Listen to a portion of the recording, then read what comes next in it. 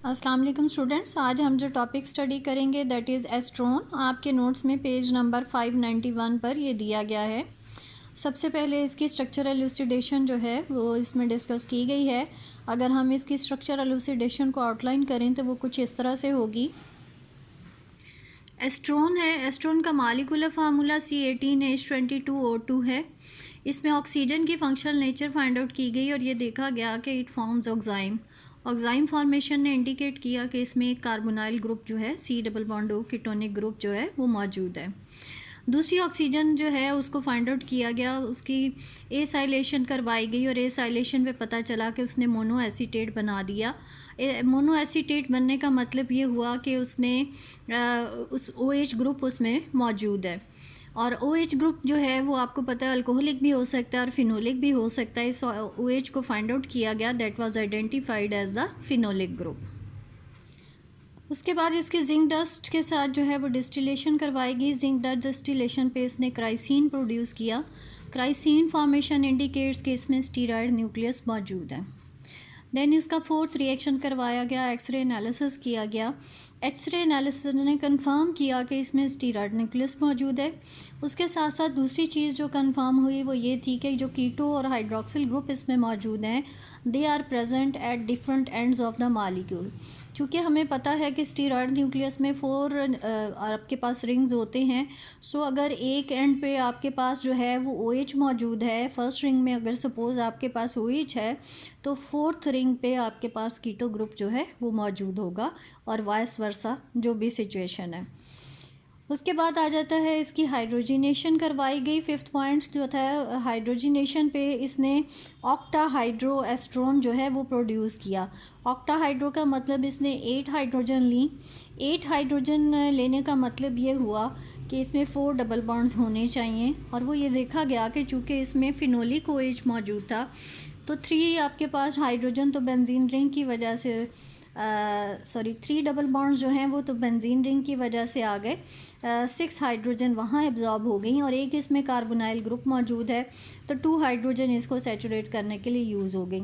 इसका मतलब total 8 hydrogen जो हैं वो बेंजीन रिंग और कार्बोनाइल की सैचुरेशन में यूज़ हुई हैं। तो इस पूरे कंपाउंड में कोई भी और कार्बन कार्बन डबल बॉन्ड जो है वो मौजूद नहीं है। ये जो रिएक्शंस हमने पढ़े हैं उसमें तो सिर्फ ये पता चला कि उसमें हाइड्रोक्सिल ग्रुप मौजूद है, उसमें कीटो ग्रुप मौजूद है, हाइड्रोक्सिल जो है वो फिनोलिक OH की फॉर्म में मौजूद है, लेकिन कार्बन स्केलेटन के बारे में कोई इन्फॉर्मेशन जो है वो इन रिएक्शन से ना मिली। सो नेक्स्ट रिएक्शन जो इसके लिए करवाया गया that was methyl ether of estrone जो है उसकी वुल्फ किश्नर रिडक्शन करवाई गई। उससे जो प्रोडक्ट बनी उसको सिलीनियम के साथ उसकी डिस्टिलेशन की गई।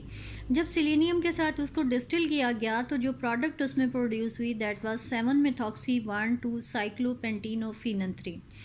अब देखिए फिनन-3 रिंग हमें पता है ये दिस वन और इसके साथ साइक्लोपेंटीनो 5 मेंबर रिंग आप अटैच कर दें। नंबरिंग मैंने इसमें दे दी है वो आप देख लीजिए। 7th पोजीशन पे आप मेथॉक्सी लगा दें और 1-2 पे आपका साइक्लोपेंटीन रिंग इसके साथ अटैच है। ये इसमें प्रोडक्ट जो है वो बनी।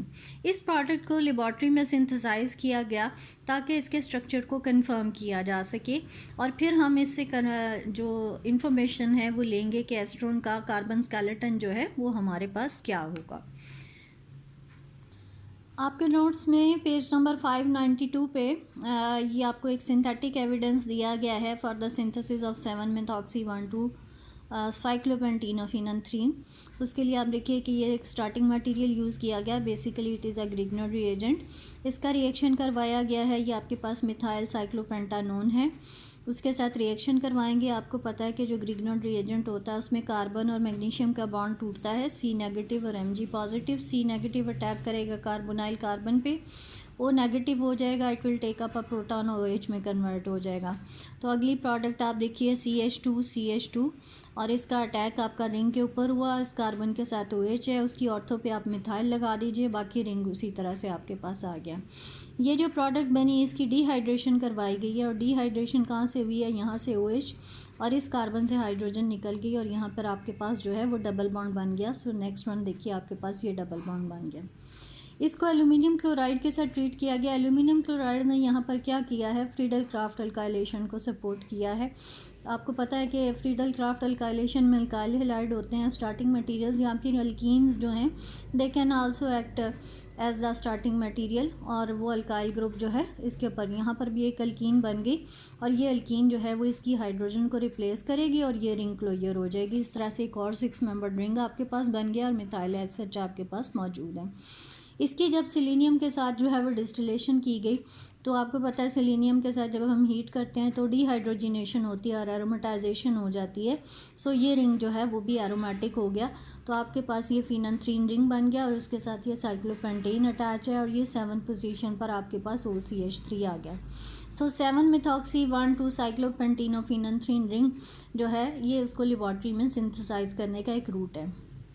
अब चूँकि एस्ट्रोन से भी यही प्रोडक्ट बनी थी, इसका मतलब ये हुआ कि एस्ट्रोन में और इसके स्ट्रक्चर में काफ़ी हद तक सिमिलैरिटी होगी। अब क्या इन्फॉर्मेशन हमें मिलती है इस एक प्रोडक्ट से एस्ट्रोन के स्ट्रक्चर के बारे में, कि एस्ट्रोन में जो है उसमें फर्स्ट रिंग जो है वो एरोमेटिक होगा, और जिस पोजीशन पर इसमें मिथॉक्सी है एस्ट्रोन में उस पोजीशन पे हाइड्रोक्सिल अटैच होगा।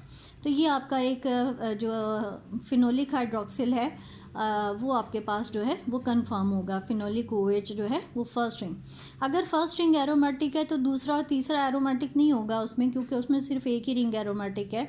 सो आपके पास ये दोनों सिर्फ 6 मेंबर्ड रिंग होंगे और ये आपका सिंपल 5 मेंबर्ड रिंग होगा।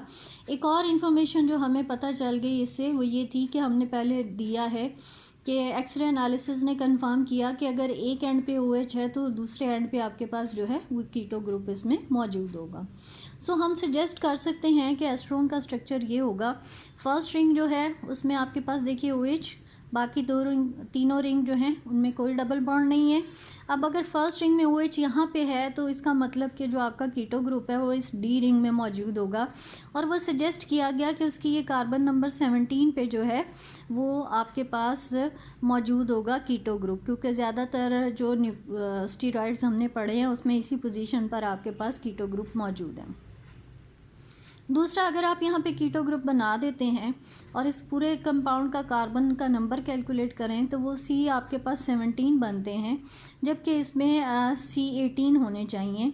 वो 18th कार्बन कहाँ पे मौजूद होगा, हमने चूँकि पढ़ा है कि अगर एंगुलर मिथाइल ग्रुप्स मौजूद हों तो वो एंगुलर मिथाइल ड्यूरिंग सल्फ़र और सेलेनियम डिहाइड्रोजिनेशन उसमें से रिमूव हो जाता है।